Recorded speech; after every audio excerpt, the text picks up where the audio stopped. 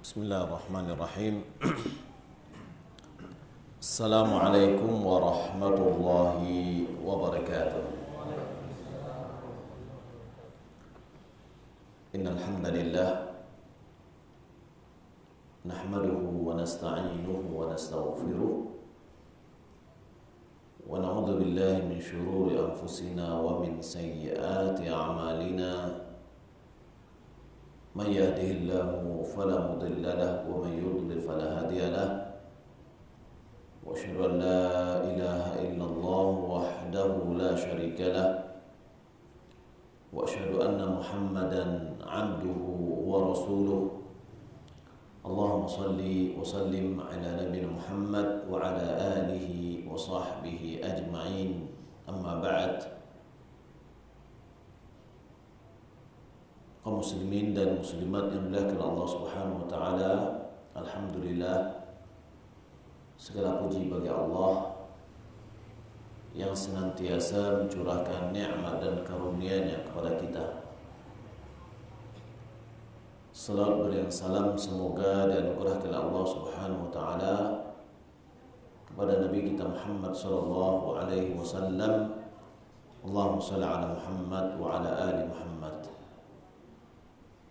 Yang saya muliakan pengurus Masjid Al-Azhar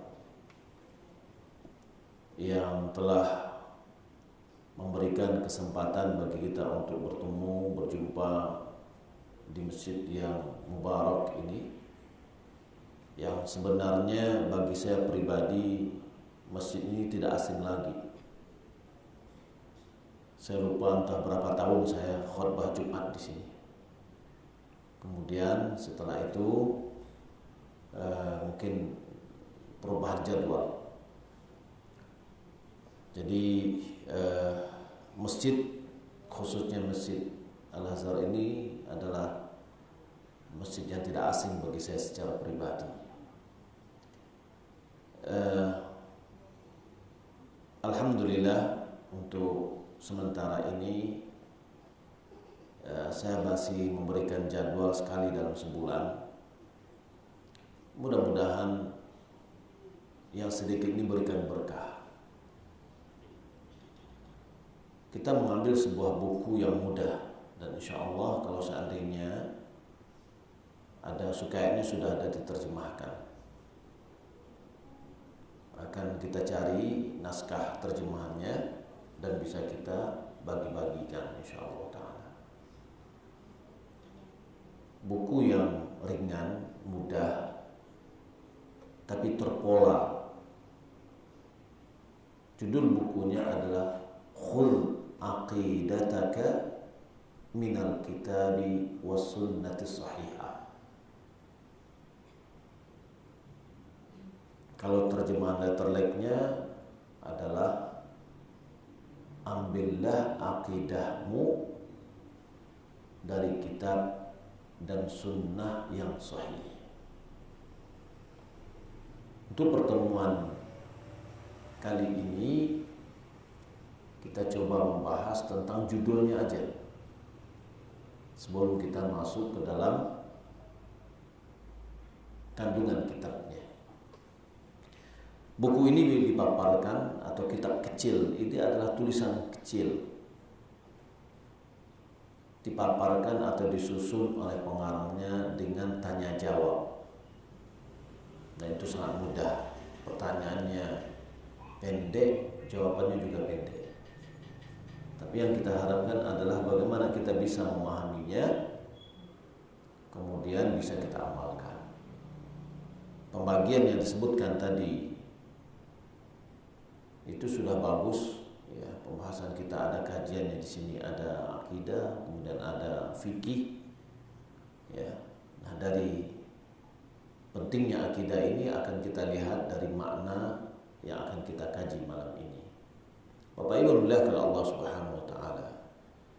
Perkataan khul itu adalah dari kata akhadha ya'khudhu akhdan, akhidan ma'khudun khud. Yaitu ambillah, perintah.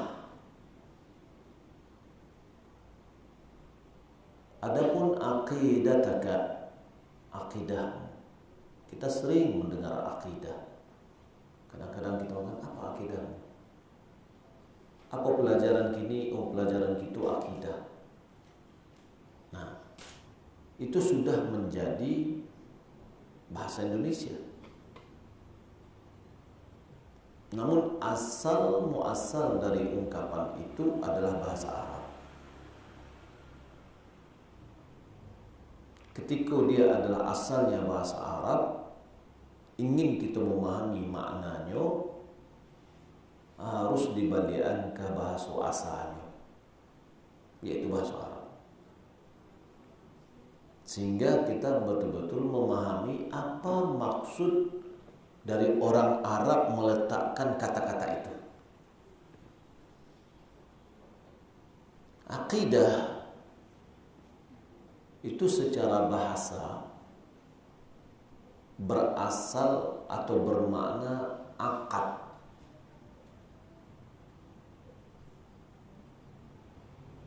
Dia itu adalah ar-rabtu. Akad itu sudah jadi bahasa Indonesia juga, ya. Akad pernikahan, akad jual beli, itu dia. Akad itu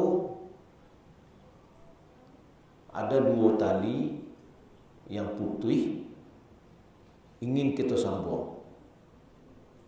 Cara menyambungnya harus ada buhul. Nah, buhul-buhul yang pengikat itulah yang dinamakan dengan akad. Dalam surah Al-Falaq, wa min syarrin naffatsati fil 'uqad. Kita berlindung kepada Allah dari keburukan tiupan wanita-wanita pensihir di buhul-buhul. Jadi orang tukang sihir itu kalau dia ingin menyihir seseorang, dia buatlah tali itu benang-benang, lalu dibuatnya buhul-buhul, lalu dia tiupkanlah mantra-mantranya tadi untuk mensihir orang yang ditentukan. Maka terkuncilah sihir itu di dalam buhul tadi. Sehingga terkadang ketika ada orang kena sihir, diubek, diruqyah, indak namu hanya keluar jin itu dari badan orang tadi, karena akadnya tadi dia telah terbuhul, terbelenggu di buhul tadi. Bila bisa dikeluarkan kalau buhul-buhul tadi sudah ditemukan, dibuka atau dibakar. Nah, kuncinya terbuka. Nah, balik ke pembahasan awal, yaitu tentang akad. Dia itu adalah buhul, adalah ikatan yang kuat, yang saling mengikat satu sama lainnya, kokoh.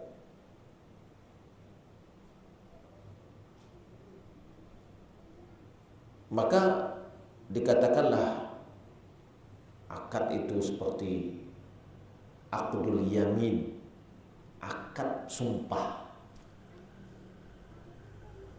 Dan sumpah itu adalah ucapan yang kokoh, yang kuat, ya. Begitu juga dengan aqdun nikah, ya, akad nikah, yaitu perjanjian yang kuat yang diserahkan oleh seorang bapa kepada calon suami atas anaknya. Itu dinamakan yakni wathiq, yang kuat. Allah Subhanahu wa taala mengatakan dalam surah Al-Maidah ayat 89, la yu'akhidhukumullahu bil-laghwi fi aymanikum walakin yu'akhidhukum bima aqadtumul ayman. Allah tidak akan menyalahkan atau tidak memintakan pertanggungjawaban terhadap sumpah-sumpah kita yang latah keluar dari lidah. Kadang-kadang ada orang wallahi, ya, tapi ini tidak sadar apa yang terucapkan, maka itu dimaafkan. Walakin yu'akhirukum, yang akan diminta pertanggungjawaban itu adalah bima aqadtumul aiman, yaitu yang engkau kuatkan janji tadi, yang janji itu datang dari hati. Ya, nah ini menunjukkan akad tadi itu adalah suatu keyakinan atau buhul ikatan yang kuat. Maka akidah secara bahasa itu adalah sesuatu yang tidak bisa dimasuki oleh rasa keraguan bagi pemiliknya. Jadi kalau seandainya kita aja dengan tentang percaya dengan Allah atau tidak masih ragu awak, berarti akidah itu harus adil itu. Kalau seandainya kita dengan agama kita masih banyak ragu, itu akidah kita dipertanyakan. Itu secara bahasa. Berarti akidah itu betul-betul mengakar dia. Ya, sehingga tidak bisa dia masuki oleh rasa keraguan.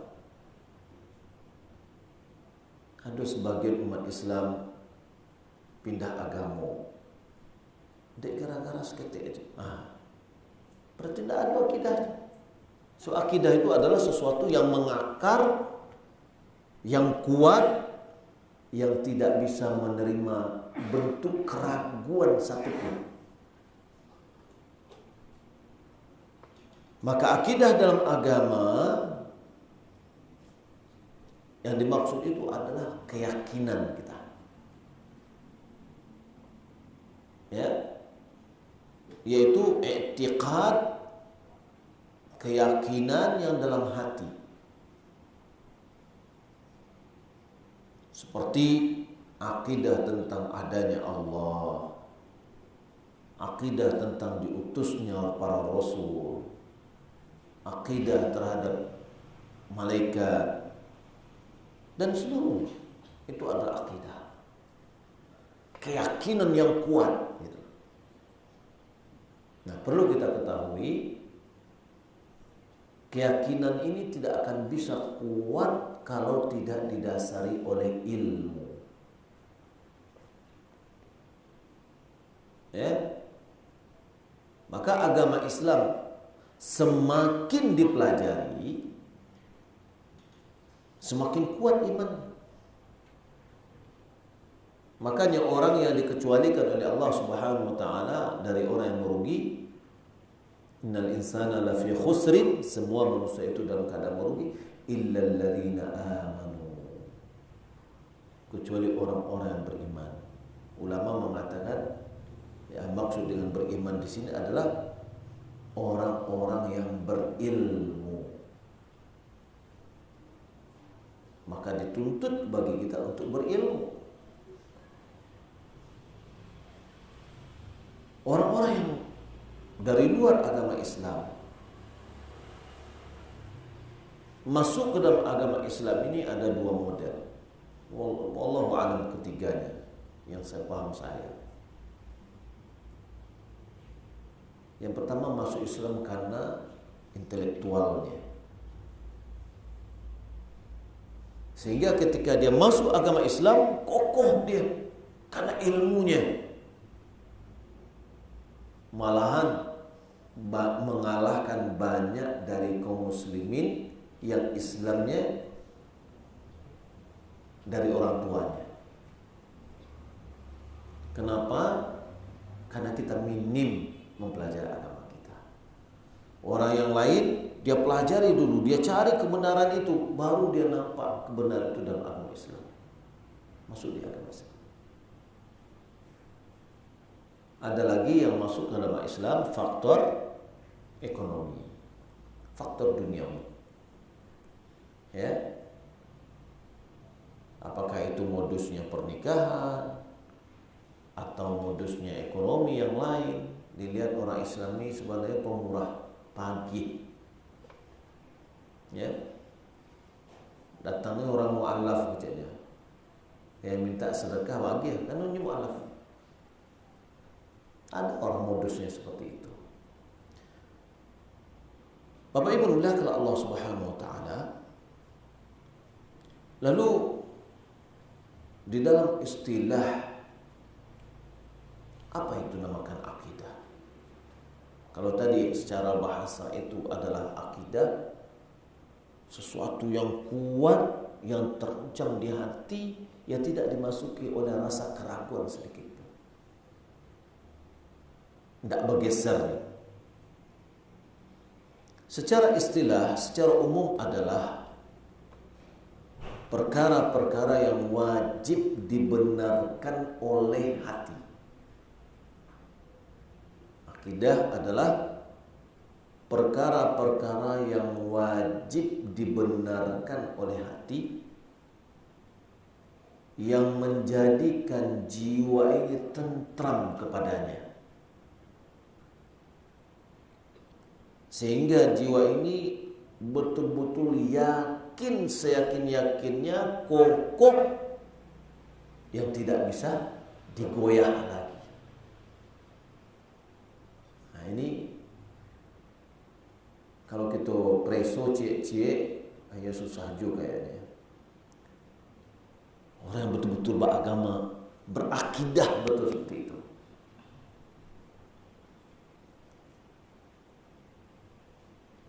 Sehingga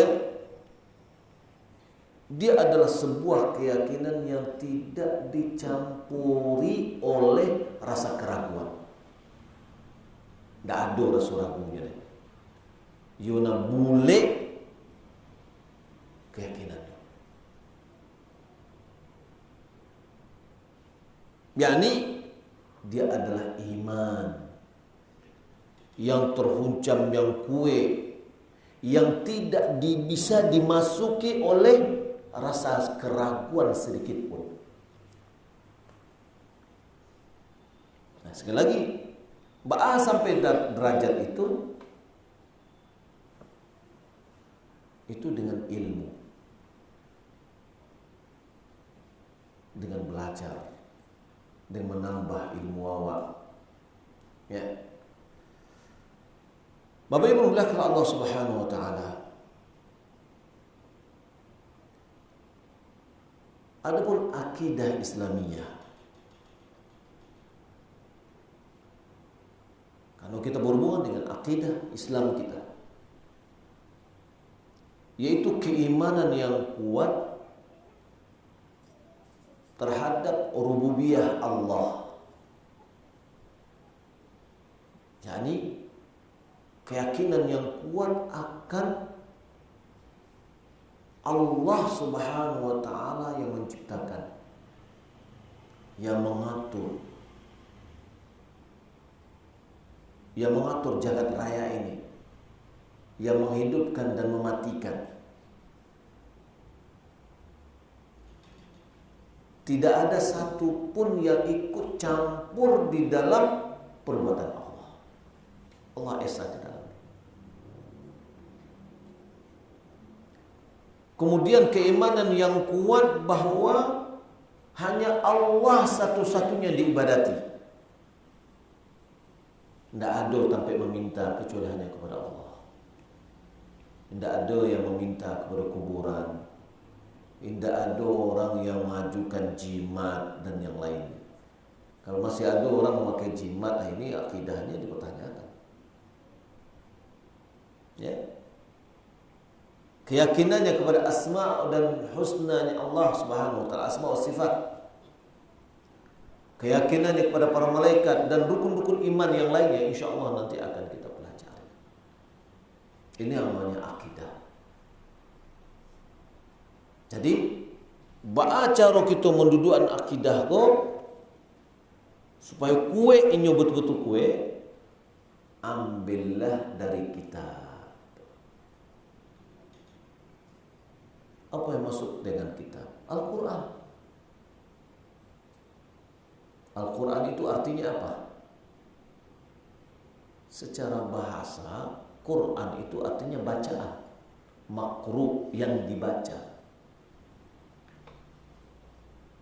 Maka kalau kita lihat hubungannya, memang Al-Quran itu untuk dibaca, bukan untuk menghiasi dinding atau menghiasi lemari, ya, tapi dibaca. Apa kata Nabi? Mathalul mu'min alladhi yaqra'ul Qur'an kamathali al-utrujjah rihuha tayyib wa ta'muhu hulwun. Perumpamaan orang mukmin yang membaca Al-Quran seperti utrujjah. Utrujjah itu sebuah buah-buahan yang ada di Arab, disifati oleh Nabi. Aromanya harum, rasanya manis. Itu menyifati, mengumpamakan orang mukmin yang baca Al-Quran. Dari sisi mana? Mana musyabahahnya? Ya, aromanya harum, berarti suara orang mukmin yang membaca Al-Quran tadi. Rasanya manis. Kalau di mukminnya apa? Iman yang ada di hatinya. Wa mathalul mu'min alladhi la yaqra'ul Qur'an. Perumpamaan orang mukmin yang tidak baca Al-Quran kamathalit tamrah, seperti kurma. Ba'a kurma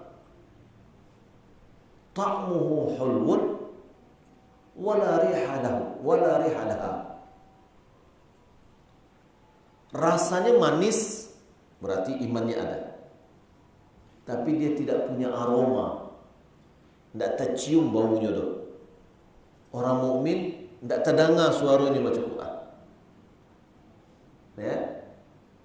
Wa mathalul munafiq alladhi yaqra'ul Quran, perumpamaan orang munafik yang membaca Al-Quran kamathali ar-raihana, perumpamaan bunga raihana. Bagaimana bunga raihana itu? Ta'muhu mur, rihuha tayyib wa ta'muha mur. Aromanya harum karena orang munafik membaca Al-Quran, suaranya kedengaran, tapi rasanya pahit. Kenapa? Orang munafik tidak punya iman. Wa mathalul munafiq alladhi la yaqra'ul Qur'an kamathal hamdalah ta'muhu mur wala riha laha. Orang munafik yang tidak baca Quran seperti hamdalah. Hamdalah itu dimiripkan dengan kita kambing. Ya. Bahwasanya dia tidak punya aroma, rasanya pahit. Nah, maka Al-Quran perlu kita baca. Mana yang Al-Quran? Apa itu Al-Quran? Al-Quran kalamullah al-munazzal ala Muhammadin sallallahu alaihi wasallam biwasitati Jibril. Ya, wa tilawatu at-ta'abbud li tilawatihi. Yubtada'u bil Fatihah wa mukhtatamu bin Nas. Al-Quran itu adalah kalamullah. Dia bukan makhluk. Dia adalah kalamullah yang diturunkan kepada Nabi Muhammad sallallahu alaihi wasallam. Bacanya dengan perantara Jibril. yang membaca ayatnya itu adalah ibadah. Apa kata Nabi? Man qara'a harfan min kitabillah, siapa yang membaca satu huruf dari kitab Allah, falahu hasanah, ini mendapatkan satu pahala. Satu huruf, satu pahala. Wal hasanatu bi asyri amthaliha, satu pahala dilipat gandakan menjadi 10 kali lipat. La aqulu alif lam mim harfun, aku tidak mengatakan alif lam mim itu satu huruf, akan tapi alifun harfun wa lamun harfun wa mimun harfun. Alif satu huruf, lam satu huruf, mim satu huruf. Alif lam mim. Berapa pahalanya? 30 pahala. Paham enggak kita membaca makna alif lam mim? Ada yang paham artinya? Enggak. Orang Arab pun enggak tahu. Ketika kita cari buku tafsir, dituliskan Allah yang tahu dengan maknanya. Tapi pahala kita, walaupun kita tidak paham dengan bacaan Al-Quran, tapi pahala. Ya, kalau kita paham bacaannya itu lebih lagi. Karena memang Al-Quran ingin kita tadabburi, karena dia adalah petunjuk hidup kita. Dari hadis tadi menunjukkan bacaan hurufnya kita mendapatkan pahala. Yang dibaca itu atau yang dinamakan dengan Al-Quran itu huruf Arabnya.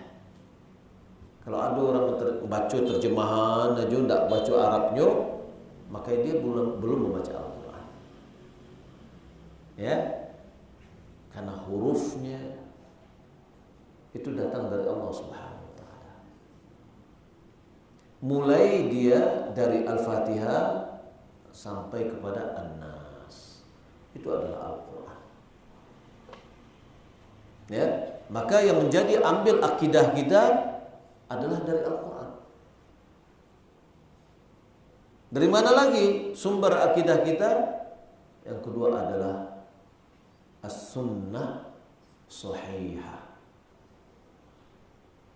Apa yang dikatakan dengan sunnah? Kita dah ngaji sunnah. Oh, kita kajian sunnah. Ya. Apa yang dimaksud dengan sunnah? Sunnah itu secara ini berasal dari bahasa Arab.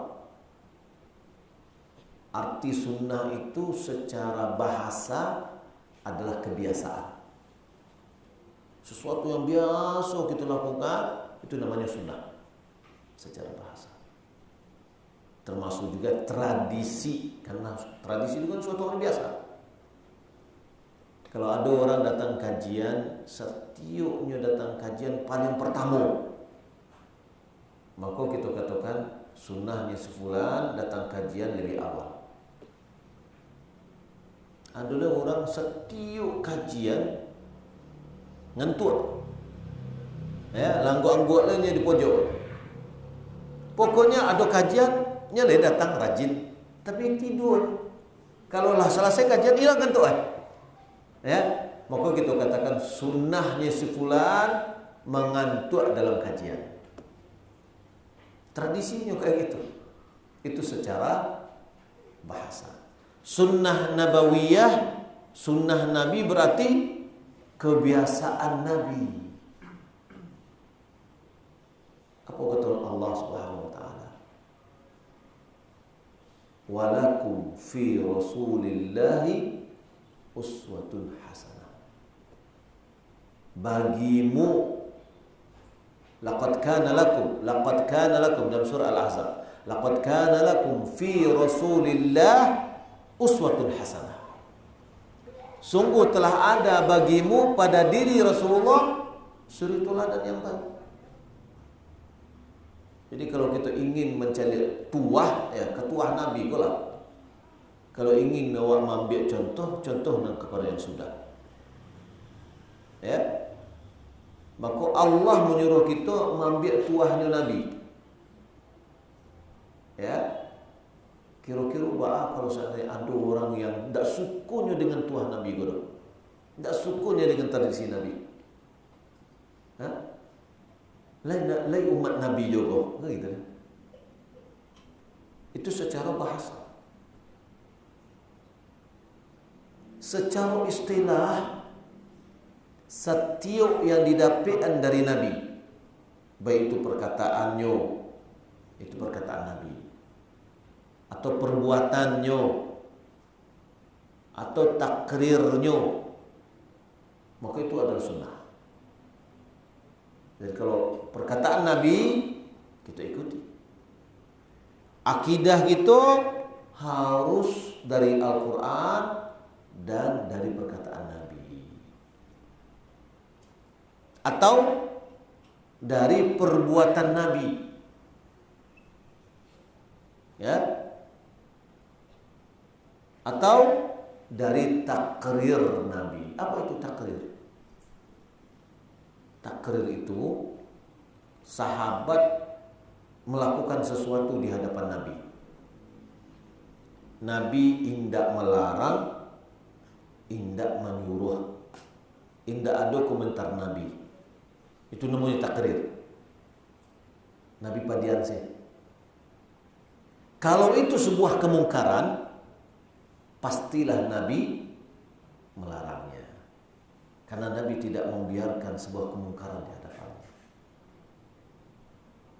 Nabi biarkan, oh berarti itu boleh. So kalau tidak boleh tentulah dilarang oleh Nabi. Maka perbuatan dilakukan oleh para sahabat itu di hadapan Nabi dan tidak dikomentari oleh Nabi, itu namanya takrir. Ya, bukan ketetapan Nabi. Apa itu takrir, ketetapan Nabi? Kalau ketetapan ucapan dia lah kan. Ya, nah, as-sahihah, yang sahihah itu maknanya adalah hadis-hadis atau sunnah yang memiliki kriteria kesahihan. Ada 5 kriteria kesahihan. Yang pertama, sanadnya bersanad, sanadnya menyambung. Apa itu sanad? Jadi hadis Nabi itu Bapak Ibu sampai kepada ulama kita nyo ada pakai silsilah. Dari ko kasia, dari ko kasia, dari ko kasia sampai kepada Nabi. Kalau ada putui berarti tidak betul. Kita orang, oh kecil orang giko, kecil orang giko. Ah, itu tidak betul itu. Itu kecil orang. Harus diketahui merantai orang yang memberikan informasi itu. Nah, harus ada rantainya, itu namanya dengan dimakan sanad. Sanadnya harus menyambung kepada Rasulullah. Itu syarat satu. Lalu yang kedua, orang yang menyampaikan kualitasnya. Ini harus adil. Adil maksud di sini adalah soleh, agamanya elok. Maka tidak bisa diterima hadis orang pembohong. Ya, karena pembohong berarti akidahnya, agamanya tidak baik. Pendutuk, agamanya tidak baik. Maka tidak ada hadis. Kalau ada hadis yang diriwayatkan oleh pendutuk langsung dikecil oleh ulama, itu adalah hadis palsu. Ya. Yang ketiga, kualitas orang tadi, hafalannya kuat. Itu namanya dhabit. Kalau banyak pelupa, nah itu hadis tidak diterima. Betul-betul kualitasnya kuat gitu. Ya, tidak sembarangan. Ada hadis, ada berpikir lu ya, betul tidak analis gitu loh. Dia dikaji. Kitabnya ada, semuanya ditulis oleh ulama. Orang-orang perawi-perawi pun ditulis nama-namanya, kemudian kualitasnya, kemudian penilaian ulama terhadapnya. Itu sudah 3. Yang keempat syaratnya hadisnya kok tidak bertentangan dengan hadis orang yang banyak, yang dinamakan dengan syadz. Tidak boleh hadisnya syadz. Contoh misalkan gikona tadi diumumkan bahwa kajian kita akidah setiap hari ya? Ahad maghrib. Tiba-tiba ada seorang di awak, oh yo kajian di Masjid Al-Azhar itu setiap hari Senin akidah. Maka berarti berita orang Cie itu namanya menyelisih berita orang yang banyak. Itu namanya syad. Anehnya gitu. Unjuk-unjuknya dapat berita Cie, demanya asal-usulnya kan. Nah, hadis itu enggak boleh menyelisih riwayat orang yang banyak juga. Kemudian tidak ada cacat di dalamnya. Ya. Kalau seandainya hadis itu terpenuhi 5 syarat tadi, maka hadisnya sahih.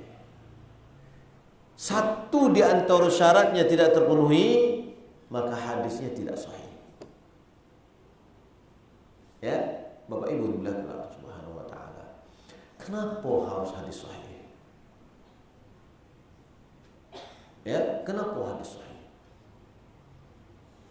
Karena kita beragama ini harus sesuai apa yang diinginkan oleh Allah. Ya, dari mana kita mengetahui apa yang diinginkan dari Allah? Adalah dari Al-Quran dan Sunnah. Al-Quran itu firman Allah tuh. Sunnah bagaimana? Imam Syafi'i mengatakan, aku meriwayatkan atau aku mendengar dari orang yang aku percayai di dalam tafsir. Ketika Allah berfirman, wa anzalna ilaikal kitaba wal hikmah. Kami turunkan kepadamu Alkitab, yakni Al-Quran. Al-hikmah, kata ulama ini, gurunya Imam Syafi'i mengatakan itu adalah sunnah. Jadi sunnah diturunkan dari Allah, sebagaimana Al-Quran juga diturunkan dari Allah. Sunnah bagaimana fungsinya? Ada 3 fungsi dari sunnah. Yang pertama, menyetujui apa yang ada dalam Al-Quran, atau selaras dengan apa yang ada dalam Al-Quran. Dalam Al-Quran contohnya, aqimus shalah wa atuz zakah, tegakkanlah salat, tunaikanlah zakat. Dalam Al-Quran, dalam hadis, bunyal Islamu ala khams, syahadati an la ilaha illallah wa anna rasulullah wa iqamis shalah wa ita'iz zakah. Ada Islam itu tegakkan di atas 5 pondasi. Yang pertama, kesaksian tidak ada yang berhak diibadahi kecuali Allah, dan Muhammad itu adalah utusan Allah.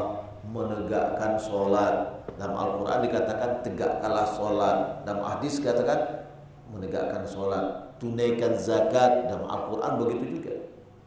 Jadi apa yang disuruh dalam Al-Quran disuruh juga di dalam hadis atau dalam sunnah.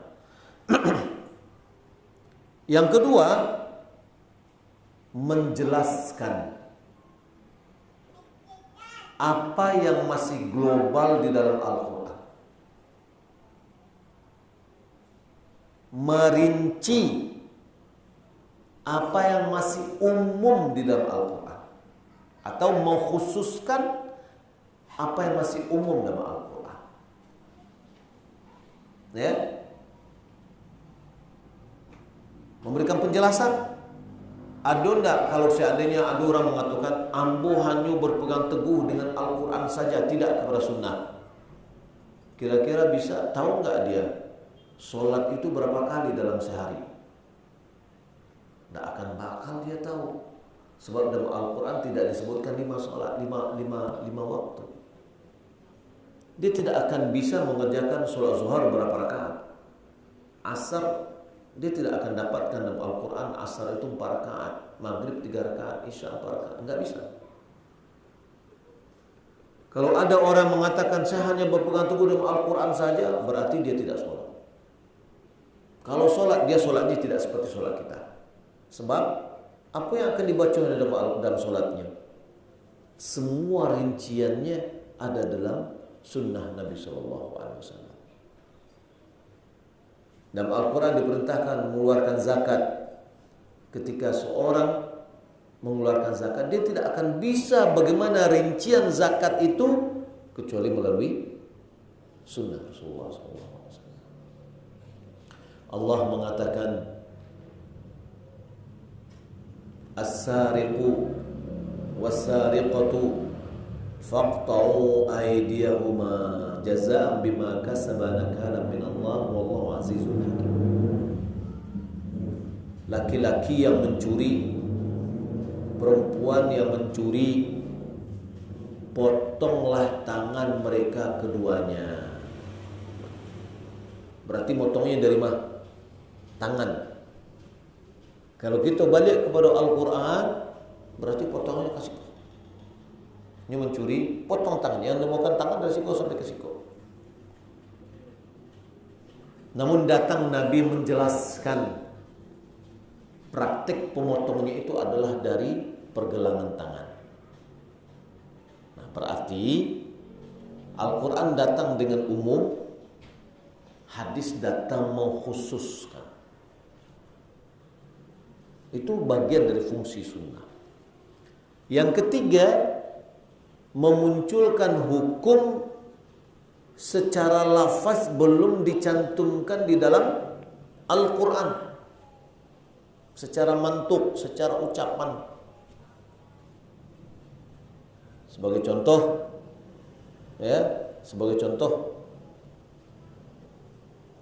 emas, hal-hal yang tidak boleh dipakai. Bagi perempuan emas boleh dipakai, bagi laki-laki emas tidak boleh dipakai. Dari mana ditemukan? Dalam hadis tadi.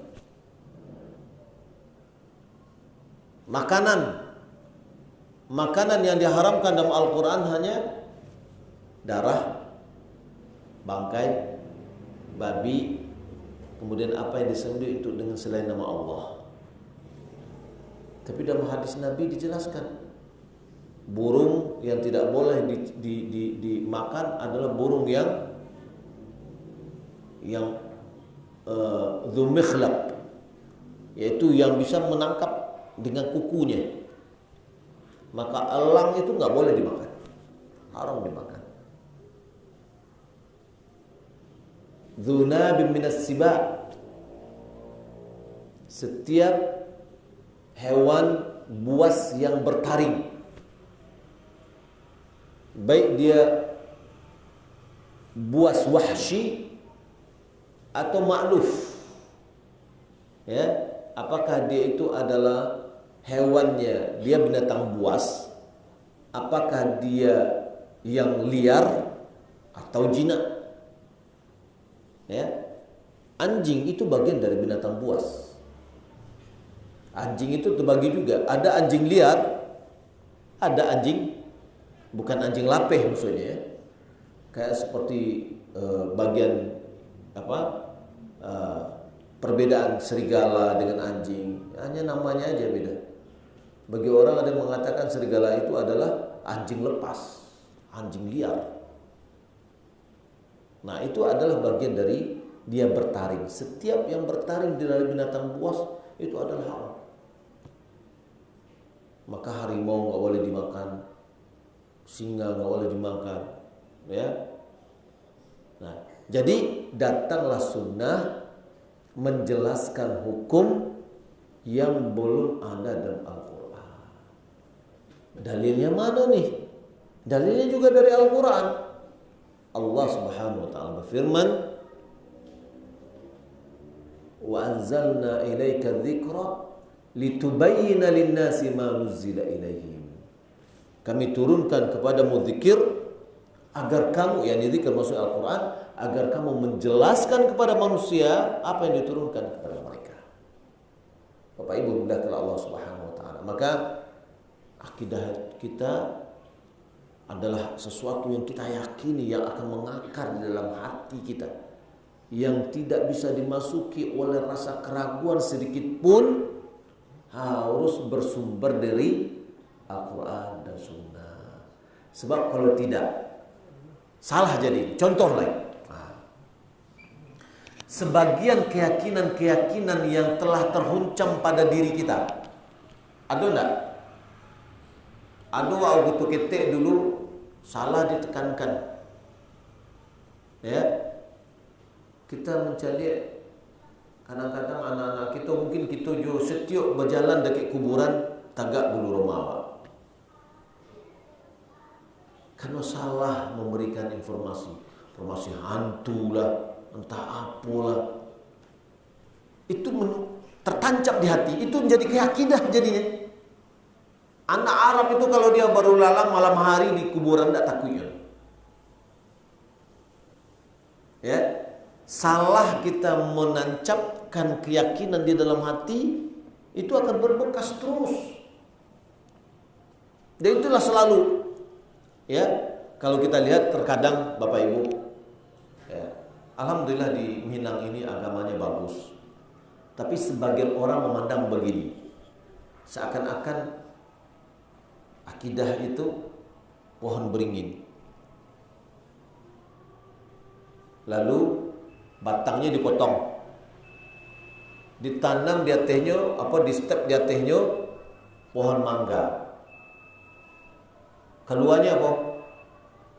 Daun-daun mangga, buah-buah mangga. Tapi kalau dicari ke akarnya, akar apa? Akar beringin. Kayak gitu pada sebagian kita. Kalau kita lihat sebagian dari tradisi-tradisi masih ada hubungan dengan Hindu. Tradisi Hindu dahulu. Itulah mengakar pada pikiran dan benak kita. Itulah bagian dari akidah itu. Ya, karena sumbernya tidak dari Al-Quran dan Sunnah, mengakar dia. Ya, sehingga kadang-kadang ketika kita luruhan, malah itu yang paling berhadapan balik awak. Jangan rubah-rubah akidah kami lagi. Ya, ini adalah bagian yang harus perlu kita perbaiki lagi. Bagaimana betul-betul akidah yang tertancap di hati kita ini betul-betul dia berasal dari Al-Quran dan Sunnah. Mudah-mudahan Bapak Ibu, ini adalah mukaddimah dari pembahasan kita. Ya, kajian kita cukup antara maghrib dengan isya, tidak kita perpanjang. Ya, mudah-mudahan nanti pada pertemuan berikutnya kita akan sisakan 10 menit sebelum azan untuk tanya jawab.